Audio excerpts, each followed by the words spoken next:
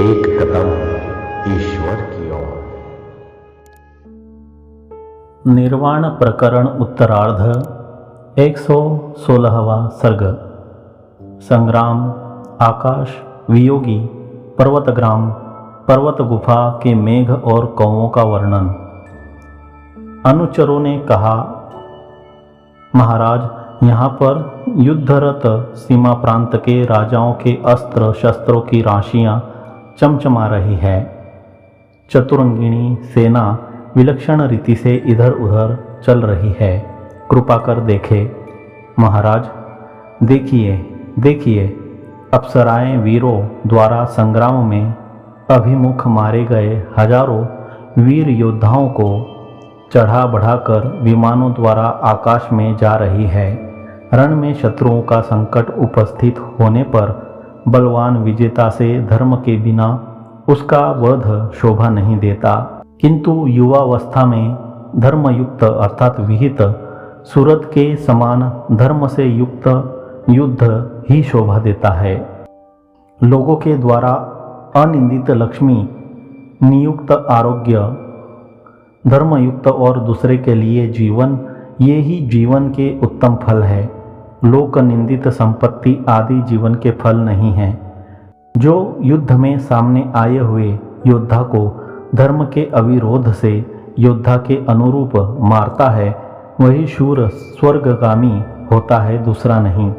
हे राजन, उद्यत शस्त्रास्त्र रूपी भूषणों से भासुर इस शूरवीर पुरुष में संग्राम लक्ष्मी के हाथ में स्थित श्रेष्ठ तलवार रूपी नील कमलों की माला से श्याम घोड़ों के खुरों से उठी घनी धूलि से हुआ अंधकार रूपी यह निशागम संग्राम भूमि में कैसे क्रमण करता है। आशय यह कि क्या लक्ष्मी इसको इस रात्रि के समय रूप स्वयंवर में बरती है या नहीं, यह कौतुक देखिए। बाण, शक्ति, गदा, बंदूक, त्रिशूल, तलवार, भाले, तेज, तोमर, चक्र आदि हथियारों से लदे हुए ये योद्धा इधर उधर घूम रहे केश रूप तिनके और कांठों से चंचल पर्वत पर प्रज्वलित वनाग्नि की तरह चमकते हैं, और उन पर शर, शक्ति आदि के समूह सागर के देह के कंपित होने पर पृथ्वी पर फैले हुए वहाँ के सर्पादि समूह जैसे चमकते हैं। महाराज, बलवान मेघरूपी सागर से भरे हुए आकाश को देखिए। चंचल तारे रूपी लंबे हार से युक्त आकाश पर दृष्टिपात कीजिए। खूब घने अंधकार के तुल्य काले आकाश को देखिए तथा निर्मल शुभ्र चंद्र किरणों से धवलित आकाश को देखिए। जिस आकाश तल में सूर और असुरों के अनेक विमान तारों के सदृश मालूम पड़ते हैं, जो अश्विनी आदि नक्षत्रों का निवास स्थान है, जो रात दिन चलने वाले मोहोन्नत सूर्य चंद्र आदि का भी स्थान है, उस चौगिर्द भरे हुए भी आकाश में मूर्ख जनों की शून्य ऐसी प्रतीति आज तक नष्ट नहीं हुई। जहाँ पर इस प्रकार का विशाल और शक्तिशाली आकाश अज्ञों द्वारा लगाए गए अपवाद को मिटाने में समर्थ नहीं हुआ, वहाँ दूसरा कौन पुरुष लोकापवाद को मिटाने में समर्थ होगा। मेघों के अगणित आडंबरों से, प्रलय काल की असंख्य अग्नियों से, पर्वतों के क्रोधपूर्ण पंखों के आघातों से, तारों के वृंदों से तथा देवता और दैत्यों के संग्रामों से आकाश आज तक भी प्रकृति विकृति को प्राप्त नहीं होता है। सचमुच जिनके स्थिराशयतारूप गुण है, उन्हीं की महिमा का अंत नहीं दिखाई देता। हे साधो, हे आकाश, तुम सूर्य को निरंतर अपनी गोद में झुलाते हो। केवल सूर्य को नहीं, भगवान नारायण, उनके अनुचर, अन्यान्य देवता, चंद्रमा, अन्यान्य ग्रहों तथा चमकीले बिजली आदि तेजों को भी अपनी गोद में झुलाते हो, फिर भी अपने अंदर के अंधकार का अर्थात काली माँ का त्याग नहीं करते। यह महान आश्चर्य है। हे आकाश, तुम मलिन हो, जहाँ पर चंद्रबिंब छिद्र रूप तुमसे व्याप्त हो, काजल के तुल्य काला हुआ, वहाँ पर कलंक के बहाने मैला सबको प्रत्यक्ष दिखाई देता है। ऐसी अवस्था में तुम अपने संपर्क से संपूर्ण चंद्रबिंब को जो काला नहीं करते, यह बहुत बड़े आश्चर्य की बात है। अथवा मलिन के संसर्ग से जिसके अंदर भी मैल हो, वही बाहर भी मलिन किया जाता है। जो अंदर निर्मल है, उसे कौन मलिन कर सकता है? अथवा भले ही मलिनता आदि भी दोष तुम में हो, फिर भी निर्विकारिता के बल पर तुम भी दोषयुक्त सब अनर्थों से विहीनता रूप सुख तुम्हें सुलभ है, इस अभिप्राय से कहते हैं। यद्यपि आकाश जगत के संपूर्ण दोषों से भरा है, फिर भी सदा अविकारी आकाश को तत्वज्ञानी के समान सर्व अनर्थ की शून्यता रूप सुख है, ऐसा मेरा विश्वास है। हे उदारमते, हे आकाश, तुम अपनी उन्नति चाहने वाले प्रलयकालीन में हो। वृक्षों और लताओं के अवकाश प्रदान द्वारा उन्नति के कर्ता हो। सूर्य, चंद्रमा, मेघ, किन्नर, वायुस्तरों और देवताओं को धारण करते हो, आधार हो। सम और निर्मल स्वभाव वाले तुम्हारे सब कार्य रमणीय ही है, सुंदर ही है, लेकिन अग्नि और सूर्य के प्रज्वलन को अवकाश देने के कारण तुम में जो संतापकता है, तुम्हारा यह काम हमारे खेद के लिए है, सुख के लिए नहीं है। यह वनाग्नि और सूर्य के संताप से संतप्त पुरुष की उक्ति है। हे आकाश, तुम अत्यंत निर्मल, स्वच्छ, चमकदार और उन्नत होने के कारण उत्तम देवता आदि के उत्तम आधार भी हो, किंतु अवकाश युक्त तुम्हारा आसरा लेकर यह ओले बरसाने वाला बादल लोगों को ओलों से घायल करता है। उसके दोष से तुम अत्यंत अपकृष्ट हो गए हो। हे आकाश, मैं तुम्हें सोने के समान कसौटी के पत्थर पर घिसना बहुत अच्छा समझता हूँ। कसौटी के पत्थर के सिवा दूसरी तुम्हारी परीक्षा लेने की जगह नहीं है, क्योंकि तुम शून्य होते हुए भी बादलों, तारों, विमानों, सूर्य, चंद्र और वायुओं को धारण करते हो, चमकते हो और निष्प्रयोजन भी नहीं हो। सोने के सब गुण तुम में विद्यमान हैं, अतएव तुम्हारे गुणों की परीक्षा के लिए भी सोने के गुणों की परीक्षा लेने का स्थान समुचित है। यह भाव है। हे आकाश, तुम दिन में सूर्य के ताप से चमकदार रहते हो, रात में संध्या की लालिमा से तुम्हारा कलेवर लाल हो जाता है, रात्रि में तुम काले बन जाते हो, अथवा सदा कुछ भी सद्वस्तु को धारण नहीं करते हो, इसलिए सकल वस्तुओं से रिक्त हो। अतः तत्वज्ञानी रूप तुम्हारे चरित्र को कोई नहीं जानता है। हे आकाश, तुम अकिंचन हो, तुम्हारे पास कुछ नहीं है, फिर भी विपुल बुद्धि वाले तुम सब कार्यों को अवकाश प्रदान द्वारा सिद्ध करते हो। अतः शून्य हो, फिर भी सबकी उन्नति के कारण हो। आकाश मार्ग में पथिक के विश्राम के साधन न तृण है और न जल है, गांव तो है ही नहीं, कस्बे और नगर की तो तनिक भी संभावना नहीं है। पत्तों की राशियों से सूर्य आकाश मार्ग में प्रतिदिन यात्रा करते हैं। सच है, सात्विक पुरुष प्रारब्ध किए हुए काम को छोड़ते नहीं हैं, चाहे वह कितना ही कठिन क्यों न हो। रात्रि आकाश को अंधकार रूपी वस्त्र से, चंद्रमा कर्पूर के प्रवाह के तुल्य शुभ्र किरणों से, दिन सूर्य की धूम्र रूपी नूतन वस्त्र से, द्युलोक रात्रि के तारा समुदाय रूपी पुष्प राशियों से और सब ऋतुएं मेघ, बर्फ तथा जल रूपी पुष्पों से भूषित करती है। ये सभी मिलकर समय और कलात्मक त्रिभुवन के स्वामी सूर्य और चंद्रमा के विहार स्थल आकाश को भूषित करते हैं। आकाश रूपी आंगन, धूप, बादल, धूलिपट, अंधकार, सूर्य, चंद्रमा, तारावृंद, विमान राशि, गरुड़, पर्वत, सूर और असुरों के क्षोभों से भी अपनी प्रकृति का अर्थात पूर्वावस्था का त्याग नहीं करता है, कारण कि महाशय पुरुष की स्थिति आश्चर्यमय तथा उन्नत दिखाई देती है। कोई दूसरा पार्श्वचर त्रिभुवन का एक जीर्ण शीर्ण गृह के रूप में वर्णन करता है।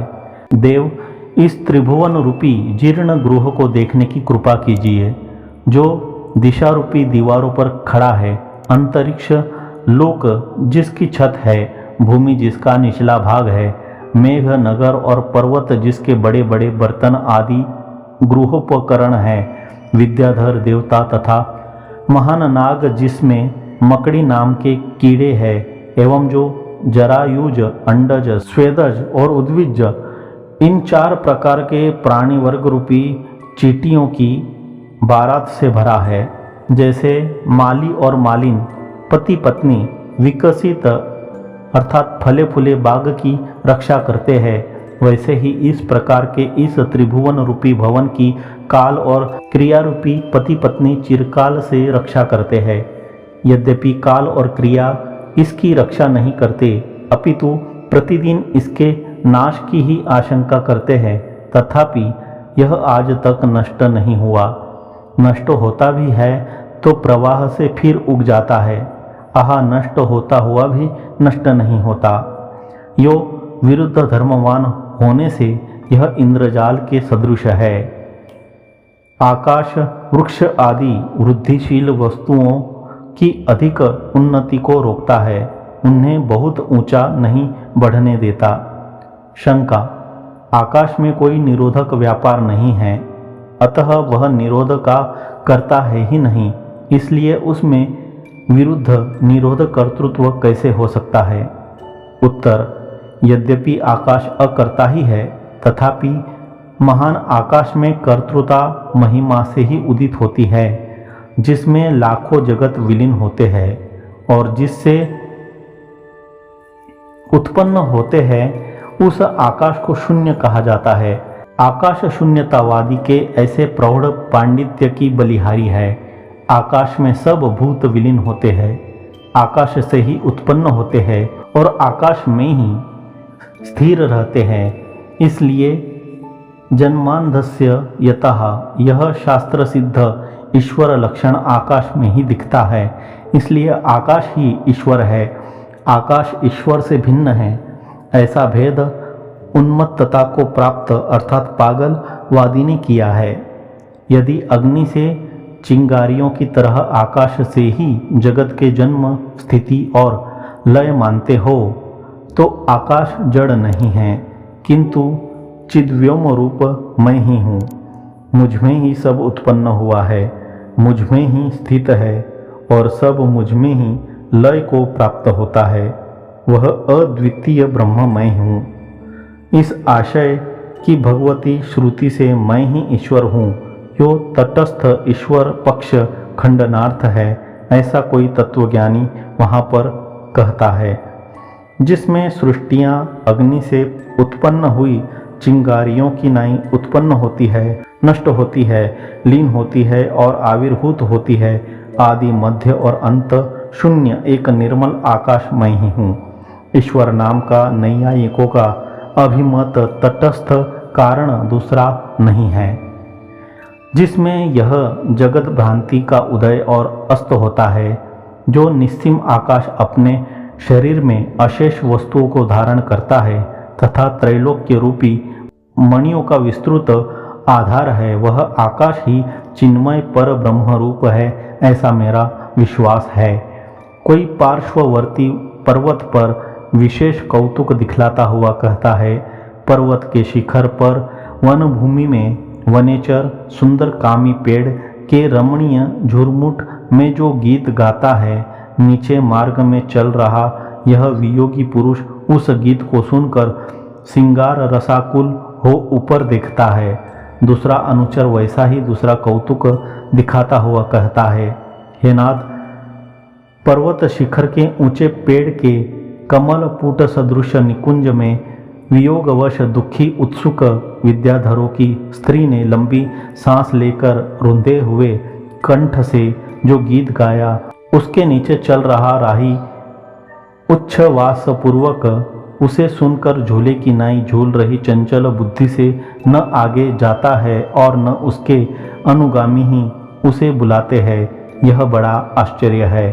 सामने पर्वत शिखर के वृक्ष में पत्तों की आड़ में वियोगिनी अतएव बार बार आंसू गिरा रही। वह विद्याधरी सांस छोड़कर बिना कोई तिलक लगाए ही मधुर स्वर से, हे नाथ, मैंने आपके गोद रूपी घर में चिबुक पकड़कर हंसते हुए आपके चुंबन का स्मरण कर बार बार उसका आस्वादन कर यहाँ पर इन कलमुहे वर्षों को क्लेश से बिताया, इस आशय से गाने गाती है।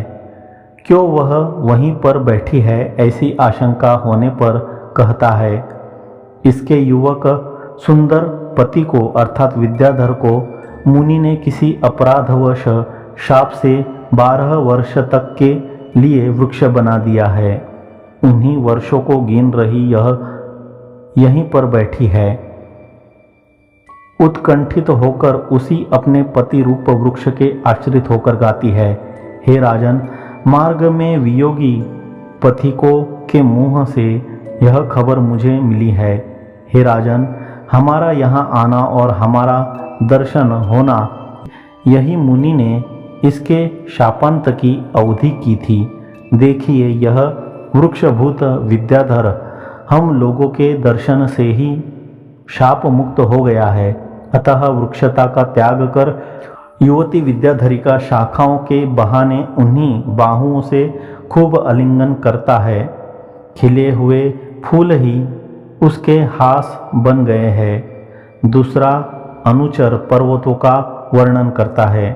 पर्वत रूपी हाथियों के वृक्ष रूपी खड़े हुए रोंगटों में पुष्प राशि, शिखरों में बसंत ऋतु के हिमकण के सदृश आकाश से च्युत तारों की लीला से शोभित हो रही है।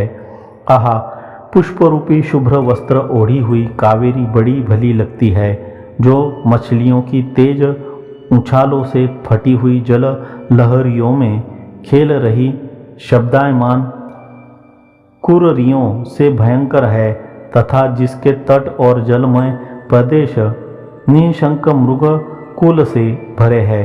हे राजन, इस सुवेल पर्वत शिखर पर सूर्य चमचमा रही पूरी सोने की शिला तट प्रदेश में चंचल सागर की तरंग राशियों से व्याप्त बड़वा नल के कण को तरंग मालूम पड़ती है। राजन, पर्वतों पर अहीरों की टोली के घरों की शोभा देखिए। इनके हर एक घर निकटवर्ती मोटे मोटे मेघों से ढके हैं। घरों की आसपास की भूमियों में वन वृक्ष फूले हैं। ढाक के पेड़ों के झुरमुटों से इन्होंने आकाश को पाट रखा है। खिले हुए फूलों से अत्यंत शुभ्र पुष्प वाटिकाओं से भरे हुए ये गांव, जिनमें मंदार के वृक्ष रूपी बहुत से फूलों के बर्तन हैं और नाना प्रकार के मयूरों के नाचने के स्थान रूप ठंडे प्रदेश है।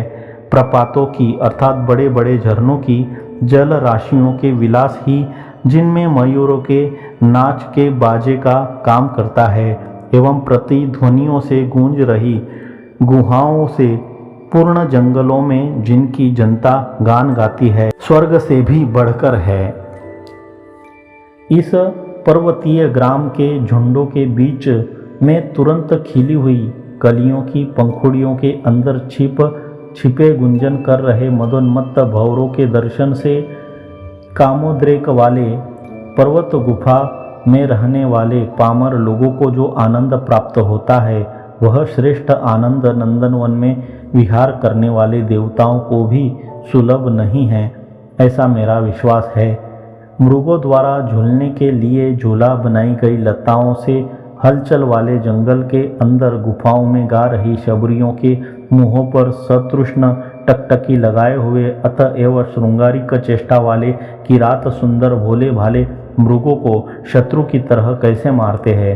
ओहो, अत्यंत दृष्टि लगाए और अन्य मनस्क शबरों की चंचल निशाने को वेधने की चतुराई तथा ऐसे अवसर पर भी निर्दयता विस्मय पैदा करती है, अथवा मृगों से कंपित उनमें परिज्ञान होने से उन्हें शत्रु समझ रहे किरात दया योग्य समझ में भी उन्हें निर्दयता पूर्वक मारते हैं क्या? यो उत्प्रेक्षा है।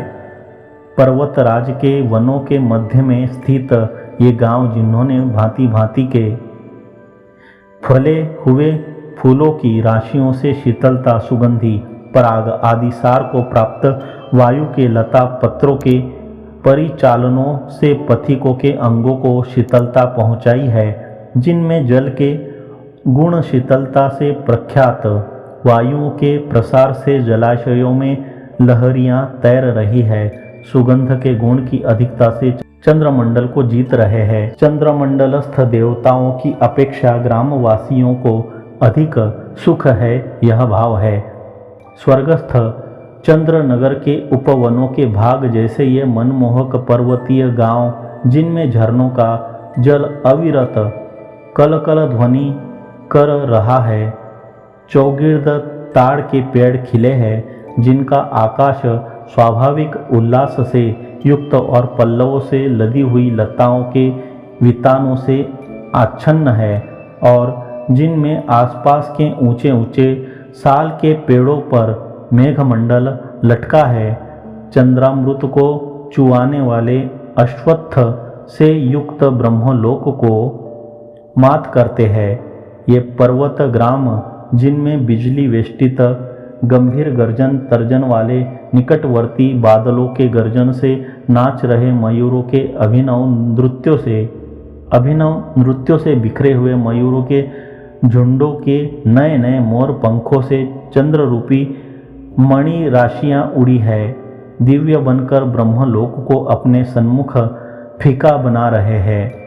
एक बगल में चल रहा चंद्रमंडल ही जिनका आभूषण है, जल से भरे मेघरूपी हाथी जिनमें आराम करते हैं, ऐसे पर्वत शिखरों पर बसे हुए इन ग्रामों में जो अतिशय सौंदर्य है, वह अतिशय सौंदर्य वैभवपूर्ण ब्रह्मा के राज्य में कहाँ सुलभ है। अपनी मनोहारिणी सुगंधि से नंदनवन के केंद्र की तरह सुगंध कल्प वृक्ष के फूलों के गुच्छों का परिहास करने वाली निकुंजों से भरी हुई पर्वत कंदराओं में जो पुष्पित होने के कारण गंभीर गुंजन करने वाले भंवरों से व्याप्त नीम के पेड़ों से पटी है, मुझे बड़ा आनंद मिलता है। हरिणियों के निनाद से रमणीय मनोहर हारित पक्षियों से सुंदर पर्वत ग्रामों में काम के नगरों में जैसी लोगों की प्रीति है, राजन, स्फटिक के खंभों की राशियां की तरह रमणीय झरनों के जलों से सुशोभित इस ग्राम रूपी कंदरा में देखिए, ये मयूरियां नाचती है। राजन देखिए, झरझर शब्द कर रहे झरनों के जल से सुहावने इस ग्राम में निकुंज में विलासवती मयूरियां और फूलों से लदी होने के कारण झुकी हुई लताएं नाचती है। पर्वत कंदराओं से अपनी गोद में छिपाए गए ग्राम के मैदानों में, जिनमें बगीचों के पेड़ हारित पक्षियों से मनोहर और हरे हैं, और बावड़ियों के आसपास हंस, सारस आदि की कूजन रूप निर्मल मधुर तान सुनाई देती है। मालूम होता है काम स्वेच्छा से आनंद के साथ मौज लेता है।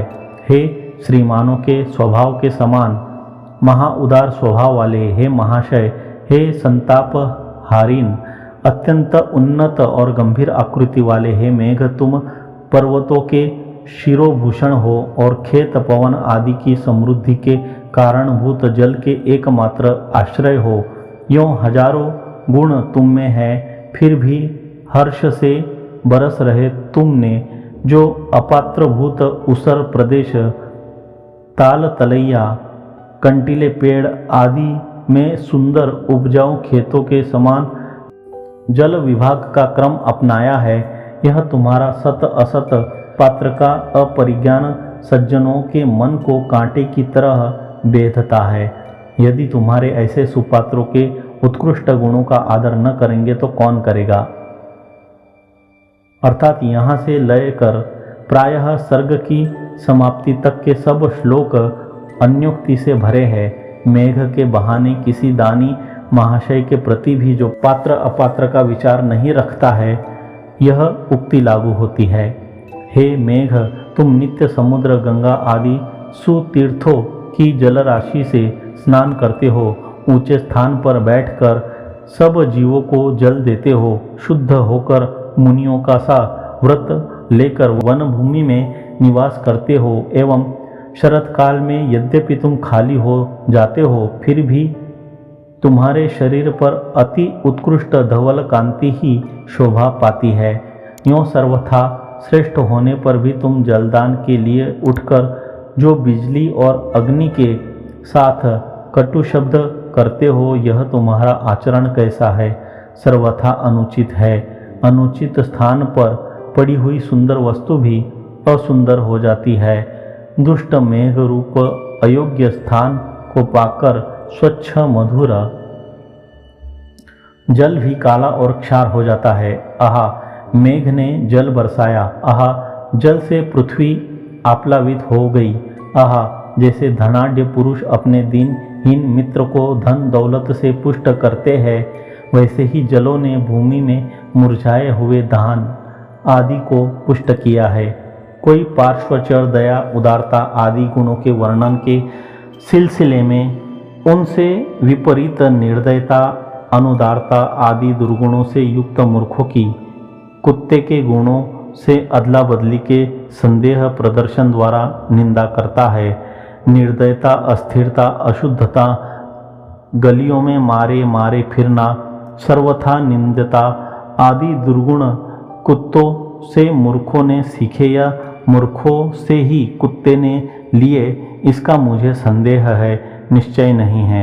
यदि मूर्ख सर्वथा निंदनीय ही हैं, तो नरेश आदि उनको अपने पास क्यों रखते हैं, इस संशय पर कहते हैं। यद्यपि मूर्खजन दोषों के भंडार होते हैं, फिर भी जैसे कोई कुंद्रुपति कुत्तों को पालते हैं, वैसे ही कुत्ते के सदृश कतिपय शूरता, संतोष, स्वामी भक्ति आदि गुणों के कारण ही कोई कुनरपति आदि मूर्खों को अपने पास रखते हैं। भोग परंपराओं में संलग्न अर्थात विषय लंपट मूर्ख धतूरा खाने से उन्मत्त हुए, मदिरा आदि पीने से मदमत्त हुए, प्रमाद और क्रोधावेशादिवश हुए, में गिरने के लिए उद्यत हुए, भूतावेश से इधर उधर दौड़ रहे तथा तत्वज्ञान के उत्कर्ष से देहादि के परिच्छेद की विस्मृतिवश मैं ब्रह्म हूँ, यों सर्वोत्कृष्ट प्रमा की प्रतिष्ठा होने से षष्ठ आदि भूमिका में आरूढ़ हुए पुरुषों को अपने में अभिज्ञता के आरोप से जो तृण तुल्य समझता है, हे तृणलवाग्र, उसे तुम ही देखो। यह इस विषय लंपट पुरुष की इच्छा सत्ता है या जड़ता है, इस रहस्य का तुम ही विचार करो। यदि इच्छा सत्ता है तो वही कुत्तों के तुल्य है, यदि जड़ता है तो विषय लंपटता आदि दोषों की अधिकता से वह स्वयं तृणलव से भी नीच है। अतः विचार करने पर उसकी तृण समानता भी दुर्लभ है, यह अर्थतः सिद्ध हो जाएगा। ऐसी अवस्था में उन्मत्त आदि से भी वह अधिक नीच है, इसमें कहना ही क्या है। यद्यपि सिंह और कुत्ता दोनों में पशुता समान है, यानी दोनों तिर्यक योनि के जीव है, तथापि मेघ गर्जन आदि के कोलाहल को सिंह बिना क्षोभ के अनादरवश आंखें मूंद कर सहते हैं, किंतु कुत्ते क्षुब्ध हो भयवश आंखें मूंद कर सहते हैं। यही दोनों की परस्पर विलक्षणता है। हे नित्य अपवित्र, अपने प्रियजन के प्रति हूँ करने में प्रवीण, गली कूचों में घूमने में सारा समय बिताने वाले अरे कुत्ते, मालूम होता है जैसी मेरी चित्त वृत्ति है वैसी ही इसकी भी है। यह देखकर तुम्हें अपने गुणों की शिक्षा का पात्र समझ रहे किसी मूर्ख ने नित्य अशुचिता आदि अपने गुण तुम्हें दिखाए हैं।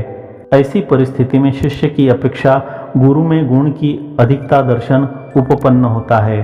कर्मों की विषमतावश अत्यंत विषम जगत की रचना कर रहे विधाता ने अपने दौहित्र अर्थात शर्मा नाम की देवशुनि के पुत्र रूप इस कुत्ते में अनुरूप सब धर्मों के दर्शन के लिए वक्ष्यमाण सभी कुछ समान रूप से बना डाला। वह सब कुछ है, कूड़े करकट के स्वनिर्मित गड्ढे में निवास, पुरुष और पीव भोजन, सड़क आदि खुली जगहों में चिरकाल तक ग्रंथि रूप कुत्सित मैथुन में दुरीच्छा तथा सर्वनिंदनीय शरीर, तुमसे बढ़कर अधम कौन है? ऐसा पूछने वाले के प्रति हंसते हुए कहा, जो अज्ञान अपवित्र देहादि में अभिमान विचार दृष्टि शून्यता का सेवन करता है, वह मुझसे बढ़कर अधम है। किन गुणों से तुम मूर्ख की अपेक्षा श्रेष्ठ हो? यह पूछने पर उसने कहा, शूरता, नैसर्गिक स्वामी भक्ति, अल्प में ही संतोष, ये जो मेरे गुण हैं, मूर्ख में वे गुण लाखों प्रयत्नों से ढूंढने पर भी नहीं पा सकते।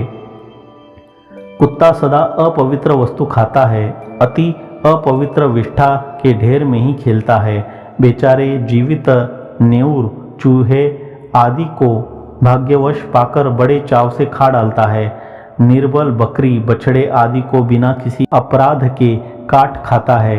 कुतिया के साथ सटने पर सब लोग उसे मारते हैं। सचमुच ब्रह्मा ने अत्यंत असमर्थ कुत्ते को लोक में जन्म भर दुख भोगने के लिए ही रचा है। कहीं पर नदी के किनारे निर्माल्य अक्षत आदि खाने के लिए शिवलिंग के ऊपर कांव कांव कर रहे कौवे को देखकर कोई अनुचर उसके कांव कांव करने के आशय की उत्प्रेक्षा करता है। शिवलिंग के ऊपर कांव कांव करता हुआ कौवा अपने को दृष्टांत रूप से दर्शा रहा है। हे लोगों, अधोगति के हेतुभूत सब पातकों में से शिव स्वभक्षण के लिए शिवलिंग के आश्रय रूप सर्वोत्कृष्ट पातक को प्राप्त हुए प्रत्यक्ष काक रूप मुझे देखो।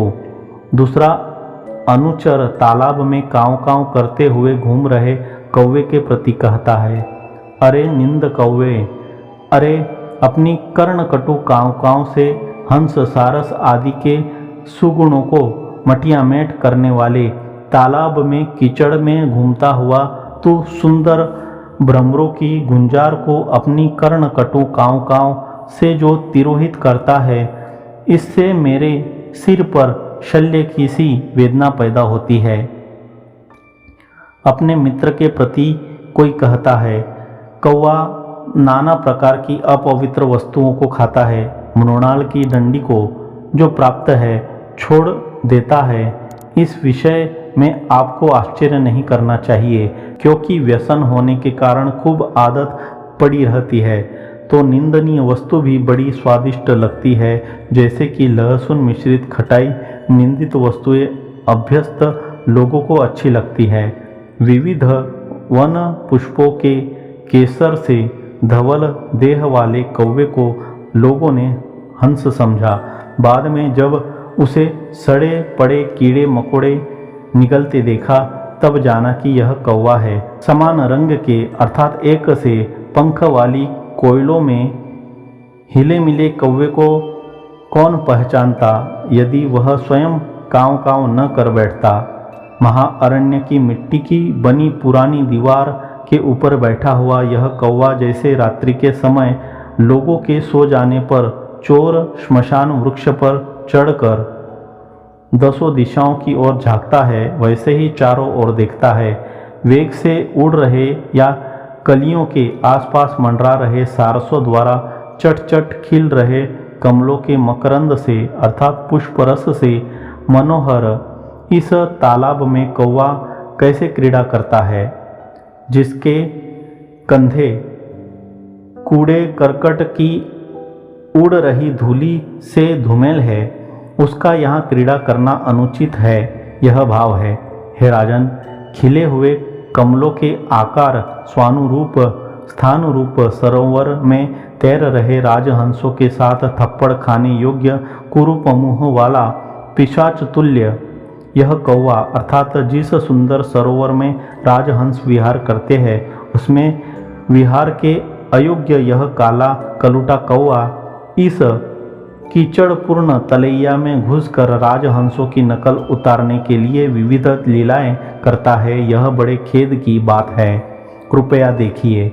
वंचना, चोरी आदि से मुझे प्राप्त होने वाले धनादि भाग को न्याय युक्त उपाय से कोई सज्जन न ले जाए, इस आशंका से संत के खंडन के लिए राजसभा में अवांछनीय कर्णकटु प्रलाप कर रहे खल के प्रति अन्योक्ति द्वारा कोई कहता है, अरे कौवे, अरे कठोर रव, सुनने वाले के कानों के चीर डालने वाले काँव काँव शब्द रूपी आरा ही तुम्हारा एकमात्र लक्षण है। मेरे भाग को कौवे से भिन्न कोई न खा जाए, इस आशंका से तुम सदा कौवों का आह्वान करते हुए काँव काँव की रट लगाते रहते हो। तुम्हारा आज ऐसी शंका करना कहाँ चला गया? तुम ही मेरे एकमात्र बच्चे हो। तुम चिरकाल तक जियो, इस आशा से कोकिल के बच्चे को तुम व्यर्थ पालते हो। तुम एकमात्र कटु बोलने वाले पुत्र भ्रांति से तुम्हारा सुस्वर वाले कोयल के बच्चों को पालना भी मनोरथ सिद्धि के लिए नहीं होगा, अपितु उपहासास्पद ही होगा। कमल वन में विविध क्रीड़ाएं कर रहे कलंक सदृश कौवे को जोर जोर से काँव काँव कटु शब्दों के श्रवण से दुखवश भवचक्का होकर जो नहीं रोता, उस आदमी को आरे के तुल्य कटु वचनों से तुम्हें चीर डालना चाहिए। मैं तो वैसा नहीं हूँ, अतः क्यों कर मेरे सामने काँव काँव करते हो? खलों की सभा में खल ही योग्य है, वहाँ पर एक भी साधु का रहना ठीक नहीं है, यो अन्योक्ति द्वारा कोई कहता है। इधर उधर घूम रहे हिंसक जल जीवों से पूर्ण बगुले, जल काक आदि से पटे हुए छोटे से कीचड़मय तालाब में यदि चंचल उल्लू और कौवे रहे, तो यह तालाब की सभा अपने योग्य सदस्यों से संपन्न हो। रंग, शरीर को ढकने वाले पंख और शरीर की गठन से कौवों के झुंडों के तुल्य कोयल मूर्खों की सभा में पंडित के सदृश वाणी द्वारा व्यक्त होता है।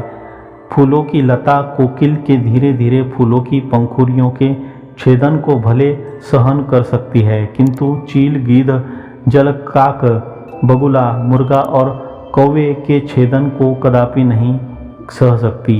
हे मधुरकंठ कोयल, यहाँ पर कानों के लिए उत्सव रूप तुम्हारे कलरव को कौन सुनता है, जो रति रूपी विग्रह का संधिदूत है?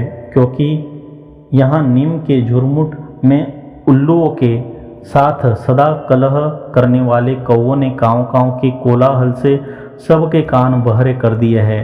उपवन में तान सुनने के प्रेमी लोगों के आगे कोयल का मनोहर बच्चा कोमल वाणी से महोत्सव तुल्य कथा कर अनायास सब लोगों का जो ही मनोरंजन करता है, त्यों ही कौवे ने आकाश में बाग में उतरकर यह मेरा बच्चा है, मैंने पाला है, यूँ काँव काँव रूपी वृक्षवाणी से सब श्रोताओं को निरुत्साह कर दिया। अयोग्य श्रोताओं के बीच अनवसर में अयोग्यों को योग्य समझकर भ्रांति से अपने गुणों का प्रदर्शन करने के लिए उत्सुक किसी के प्रति कोई दूसरा अन्योक्ति से कहता है। हे कोयल, तुम श्रोताओं की योग्यता आदि का विचार किए बिना ही अपने गुणों के प्रख्यापन की उत्सुकता से उत्पन्न हर्ष से जल्दी जल्दी क्यों कूदते हो?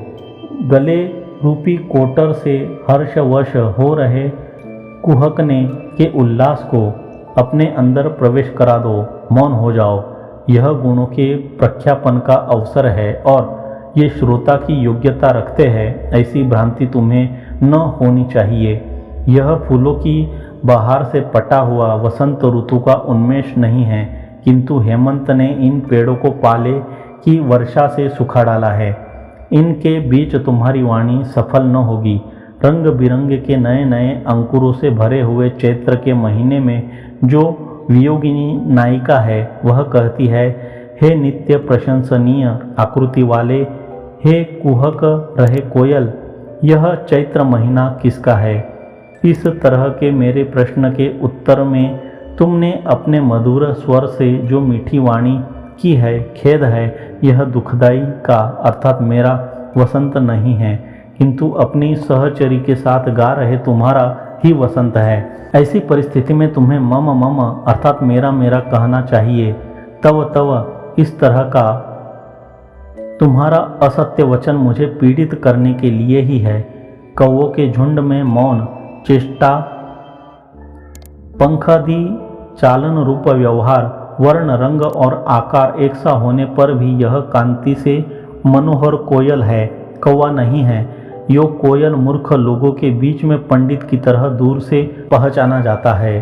अपनी आकृति से अपना उत्तम गुण सूचित करने वाले सभी पुरुष अपने अनुरूप हृदय चमत्कार से भले ही वह गुप्त हो विख्याति को प्राप्त होते हैं। अरे भाई कोयल, कर्णकटु काव काव कर रहे कौवों के झुंड से भरा हुआ वह शिशिर का समय है, वसंत रूपी उत्सव नहीं है।